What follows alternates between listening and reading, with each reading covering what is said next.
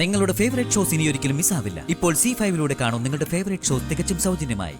ഒരു വിവാഹബന്ധം നിലനിൽക്കെ ആ വിവാഹബന്ധത്തിൽ നിന്നും മോചിതനാകാതെ മറ്റൊരു വിവാഹബന്ധത്തിന് തയ്യാറെടുക്കുകയും ചെയ്തിട്ടുള്ളതിനാൽ പ്രതി നിലവിലുള്ള നിയമവും നിയമവ്യവസ്ഥകളെയും തള്ളിപ്പറയുന്ന ആളാണെന്നും പ്രശ്നക്കാരനാണെന്നും ഇത്രയും കേട്ടതിൽ നിന്നും ബഹുമാനപ്പെട്ട കോടതിക്ക് ബോധ്യം വരാവുന്നതാണ്. I objection your honour. കുറെ കാലങ്ങൾക്ക് മുമ്പ് നടന്ന കാര്യങ്ങളിലേക്ക് എന്റെ കക്ഷിയെ മനഃപൂർവ്വം കൊണ്ടുപോയി. വാദിഭാഗം വക്കീല് മനഃപൂർവ്വം ഈ കേസിന്റെ ഗതി തിരിച്ചു വിടുകയാണ്.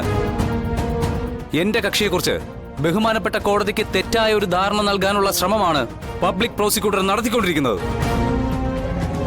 ഇത് അനുവദിക്കരുതെന്ന് താഴ്മയായി അപേക്ഷിച്ചുകൊള്ളുന്നു.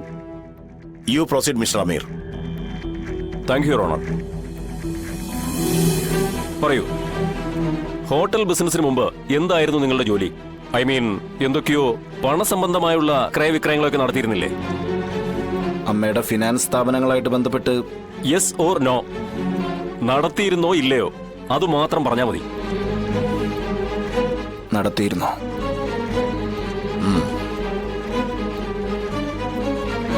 ചെറിയ രീതിയിൽ നടത്തിയിരുന്നു. ചെറിയ രീതിയിലല്ല യുവർ ഓണർ, വലിയ രീതിയിൽ തന്നെയാണ് നടത്തിയിരുന്നത്.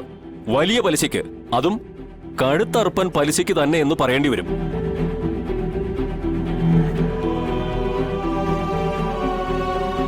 അങ്ങനെ കൊടുത്തിട്ട് അത് തിരിച്ചു വാങ്ങിക്കാൻ വേണ്ടി ആളുകളെ ഭീഷണിപ്പെടുത്തിയും വീട് കയറി ആക്രമിച്ചും വാങ്ങിച്ചവരുടെ സ്വകാര്യ ജീവിതം നശിപ്പിച്ചും. I objection your honour. കേസുമായി ഒരു ബന്ധവുമില്ലാത്ത വർഷങ്ങൾക്ക് മുമ്പ് നടന്നുപോയ കാര്യങ്ങളെക്കുറിച്ച് പബ്ലിക് പ്രോസിക്യൂട്ടർ വിളിച്ചു പറയുന്നത് ഉള്ളിലുള്ള എന്തോ ഒരു വിദ്വേഷം ഇപ്പോ പറഞ്ഞു തീർക്കുന്നുവെന്ന ഒരു തോന്നൽ ഉളവാക്കുകയാണ്. കേസ് തെളിയിക്കേണ്ടതിന്റെ ആവശ്യത്തിലേക്കായി പ്രതിയെന്ന് ആരോപിക്കുന്ന ആളുടെ സ്വഭാവവും പ്രവർത്തനങ്ങളും ചുറ്റുപാടുകളുമായിട്ടുള്ള അയാളുടെ ബന്ധങ്ങളും വിശദീകരിക്കേണ്ടതായ ആവശ്യം ഉണ്ട് യുവർ ഓണർ. പ്രതി കുറ്റം ചെയ്തോ ഇല്ലയോ എന്നല്ല, പ്രതി കുറ്റം ചെയ്യാൻ പ്രാപ്തനാണോ എന്നതിലേക്കാണ് എന്റെ ചോദ്യങ്ങൾ ചെല്ലുന്നതെന്നും അത് തീർത്തും കാർത്തിക കൊലക്കേസിന്റെ അന്വേഷണവുമായി ബന്ധപ്പെട്ടിട്ടുള്ളതാണെന്നും ഇതിനാൽ അറിയിച്ചുകൊള്ളുന്നു.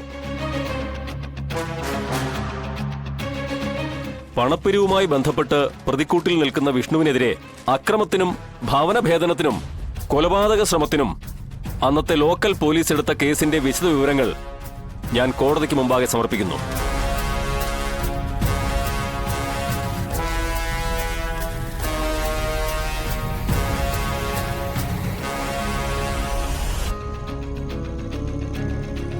ബിലോട്ട്, ഇനി ഞാൻ മുൻപ് പറഞ്ഞ ആ വാചകം ഒരിക്കൽ കൂടി ബഹുമാനപ്പെട്ട കോടതിക്ക് മുൻപാകെ പറയുകയാണ്. മനുഷ്യ മനസാക്ഷിയെ പോലും ഞെട്ടിക്കുന്ന നിഷ്ഠൂരവും പൈശാചികവുമായ ഒരു സ്നേഹക്കൊല. ഈ സ്നേഹക്കൊലപാതകം എന്ന വാക്ക് ഞാൻ കണ്ടെത്തിയതല്ല യുവർ ഓണർ. ഈ കേസിന്റെ തുടർഭാഗങ്ങൾ കേട്ടുകഴിയുമ്പോൾ ബഹുമാനപ്പെട്ട കോടതിക്ക് അത് ബോധ്യമാവുന്നതാണ്. പ്രതിയാക്കപ്പെട്ട വിഷ്ണു ഗുണ്ടയായിരുന്നു എന്നതുപോലെ തന്നെ സ്ത്രീകളെ തന്നിലേക്ക് ആകർഷിക്കുവാനും അവരുടെ സ്നേഹം പിടിച്ചുപറ്റാനും വേണ്ടി ഏതറ്റം വരെയും പോകാൻ തയ്യാറുള്ള ആളുമായിരുന്നു.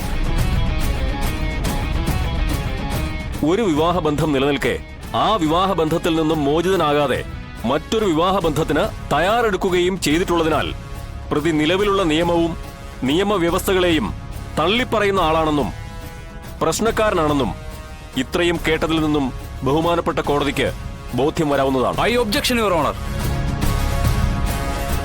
വിവാഹം നടന്നു കഴിഞ്ഞാലല്ലേ യുവർ ഓണർ രണ്ടാം വിവാഹം കഴിച്ചു എന്ന് പറയാൻ കഴിയൂ?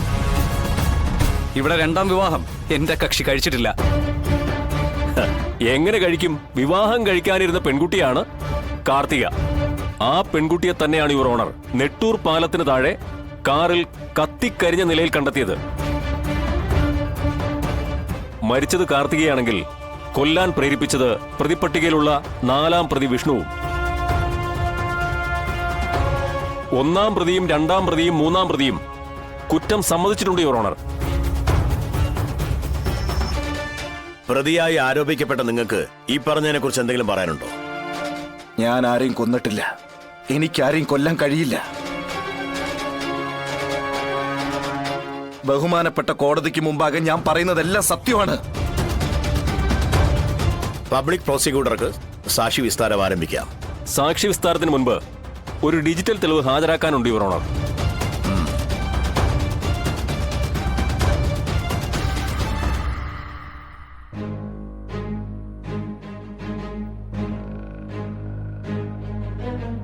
കല്യാണ ദിവസം, അതായത് മരണപ്പെട്ട കാർത്തികയും പ്രതിയാക്കപ്പെട്ട വിഷ്ണുവും തമ്മിലുള്ള കല്യാണത്തിന്റെ അന്ന് കല്യാണ മണ്ഡപത്തിന്റെ ഗ്രീൻ റൂമിൽ വെച്ച് ഒരു കൊലപാതക ശ്രമം നടക്കുകയുണ്ടായി.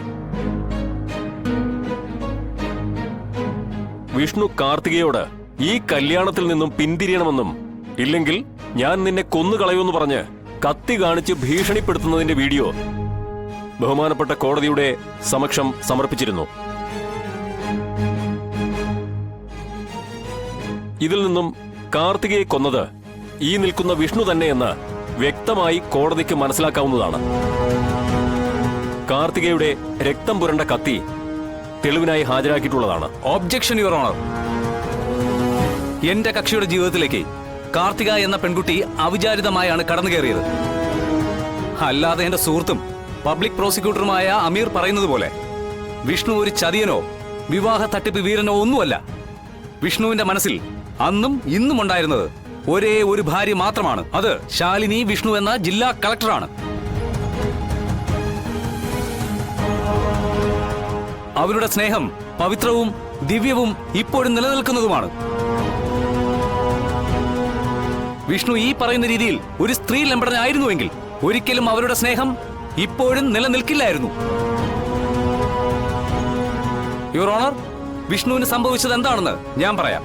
യഥാർത്ഥ സത്യവും ഇത് തന്നെയാണ്.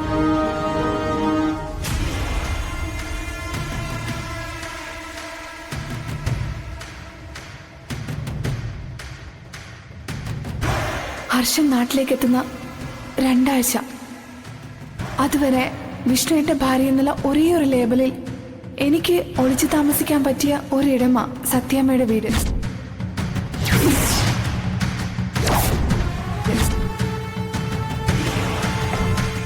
ശാലിനിയിൽ നിന്ന് വിഷ്ണുവേട്ടൻ സത്യയെ സംബന്ധിച്ച് രഹസ്യം അറിയുന്നു. ഹർഷൻ US-ൽ നിന്നും മടങ്ങിയെത്തുന്നു. എല്ലാ തെറ്റിദ്ധാരണകളും നീക്കി വിഷ്ണുവേട്ടനും ശാലിനിയും സുഖമായി ജീവിക്കണം. ഞാൻ ഹർഷനൊപ്പം US-ലേക്ക് പോവും.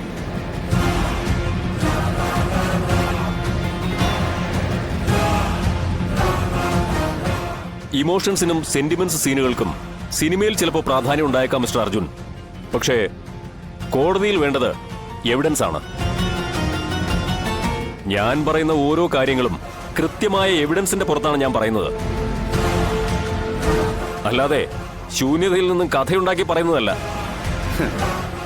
സിനിമയിലായാലും ജീവിതത്തിലായാലും മനുഷ്യരുടെ സങ്കടങ്ങൾക്കെല്ലാം നാം കൽപ്പിക്കുന്നത് ഒരേ വിലയാണ്. അതുകൊണ്ടാണല്ലോ സിനിമ കണ്ട് പലരും കരയുന്നത്. ഞാൻ കരയാറില്ല. അത് നിങ്ങൾക്ക് മനുഷ്യത്വം ഇല്ലാത്തതുകൊണ്ടായിരിക്കും. മനസ്സിൽ നന്മയില്ലാത്തതുകൊണ്ടായിരിക്കും. Order order. ഡൗൺലോഡ് ചെയ്യൂ C5 ആപ്പ്. കാണൂ എല്ലാ എപ്പിസോഡുകളും സൗജന്യമായി.